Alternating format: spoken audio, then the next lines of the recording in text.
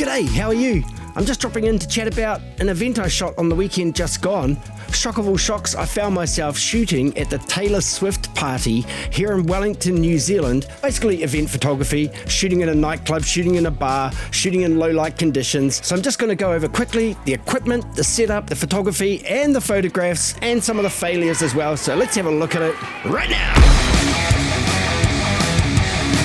So yeah, as I say, I was hired to shoot some photography at the Taylor Swift party here in Wellington at a nightclub, a bar I guess, upstairs at a place here in Wellington, New Zealand. And I was taking photos for the promoter that they were going to pop up on the website afterwards so that people who are at the party can check out what they look like and maybe recover some of the memories they may have had. But anyway, it was quite a good night. There was a lot of people there having fun. It was full of really high-pitched sounds from the crowd and from the Taylor Swift music. And it just went on and on. It was quite late at night. But the equipment I used for this was as per normal when I shoot like 21st or event photography. I shot with my Canon EOS R with the RF 35mm f1.8 on it, and on that camera I have a speedlight flash and also an LED panel, and I use the LED panel to light the subjects and I use the flash to light the environment. And then my secondary camera was the Canon EOS 80D. It's not a professional camera but it does the job, and on there I had the EF 85mm f1.8. Now it's not the best lens in the world but it's the fastest lens I have for my second camera, and it's quite good at the f1.8 because it allows a lot of extra light in, and the 85 also allows you to punch in a little bit closer than you might do with the 35. One of the challenges I had with this job is that the bar was so packed and that the people who wanted the photography were standing so close, so I actually found it quite difficult to be able to stand off the subject and be able to fit them in the frame using the likes of the 85 for sure and the 35. So at times I did have to change to the Canon EF 17 to 40 f4L, and hey, it's a pretty slow lens for these kind of conditions, but sometimes you have to make do with what you got. And so now getting to the photography, we'll have a look at some of the wide shots here. What I always try and do is shoot the wide shots to set the scene, then shoot some medium shots and then get the tight shots, the portraits, that sort of thing. But with the wide shots, I was shooting with the EOS R with the Canon EF 17 to 40mm f4L and getting these wide shots of the area here. And it was quite a little bit tricky actually because of the lighting in the place. The white balance gets thrown all over the place.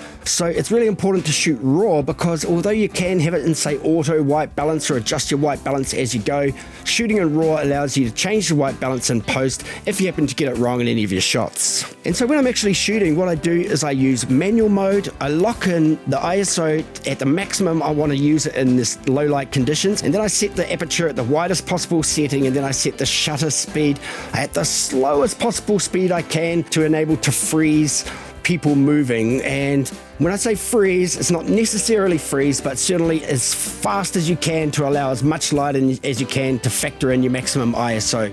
The reason I set it from my maximum ISO is that I don't want the ISO to fluctuate right into the high levels and then ruin the shots. So I always want to know no matter what I'm shooting, I'm never going to go beyond that ISO setting. And because the conditions of lighting are quite low light in the whole venue, I know that I'm probably not going to need to drop below that ISO unless I get into much brighter areas. Then I set the focus point to single point autofocus at the center of the frame. Now in low light conditions, you need to go to the center of the frame because that's right down the middle of the lens. That's where the maximum amount of light is being captured into the lens. So I use single point autofocus set at the center of the frame. I also use one shot because if you do need to focus on subjects towards the edge of the frame, you do have to focus recompose, and one shot allows you to do that without changing the focus. Now depending on how low the light does get, you may need to switch into manual focus and use your manual focusing ring because the autofocus really struggles as the light conditions get low. But now we're moving on to the mid shots, and these ones were mainly shot with the RF 35mm f1.8.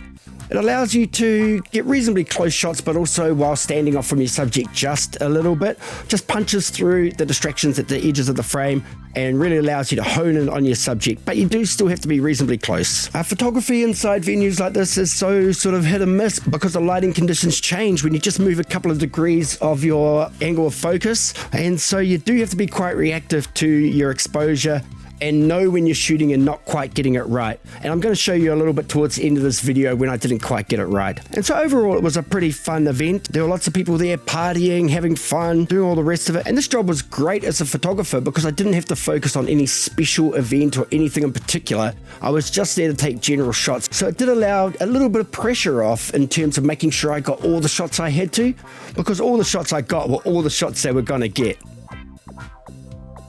And now let's move on to the tight shots, and for these I mainly shot these with the EF 85mm f1.8, although occasionally with the 35mm as well, depending on how close to the subject I was. And the close shots allow you to really get great detail on people and show their smiles and show them enjoying themselves. And if you look at this photo here, you can see the lady's hand is moving, and that's just an effect of the shutter speed not being fast enough to freeze that hand as it was sort of moving around in the front of frame there. And then these sort of shots I just like to get because they show what people are doing. Everyone's on their phones and you may as well use it. And I really love it when you're in these situations and you can get photos like this. And I try to use other people to frame the image. As you can see here, there's a head on the left and the head on the right, and I've framed the woman just looking through those heads. And it just provides a nice bit of natural vignetting. And every now and again you nail it. You know, like this shot here, the lighting is just really, really great. The exposure is great. So it is really good when you pull out some crackers out of the photos you've taken. And you want to go around and get shots of all the personalities and costumes and interesting things you can see whenever you're shooting these events.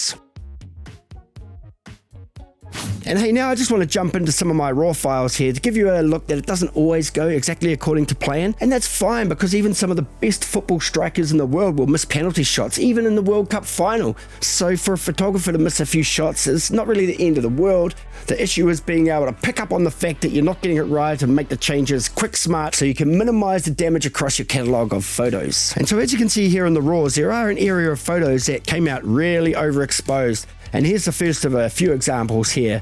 And this is again an effect of me presetting my ISO at the highest possible level, encountering an area where there's extra lighting and not adjusting the shutter speed to suit. And as you can see, it got worse here. It's even more overexposed. And then this one is absolutely terrible. This photo here is irrecoverable, non-salvageable. It is thrown away. It's ditched. That's just no good.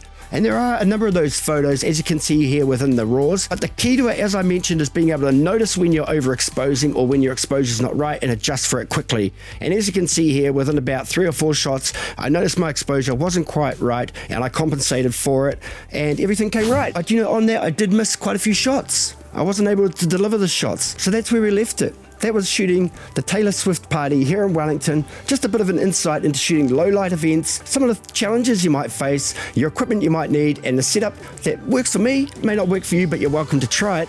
If you want to have a look at some other events that I've photographed, you can check them out right here. There's a couple of good ones here, the low light photography here, and then also one for a photo booth. So who knows, you might get some tips out of those too. In the meantime, of course, thank you for watching this video, and we'll catch you on the next one. Bye!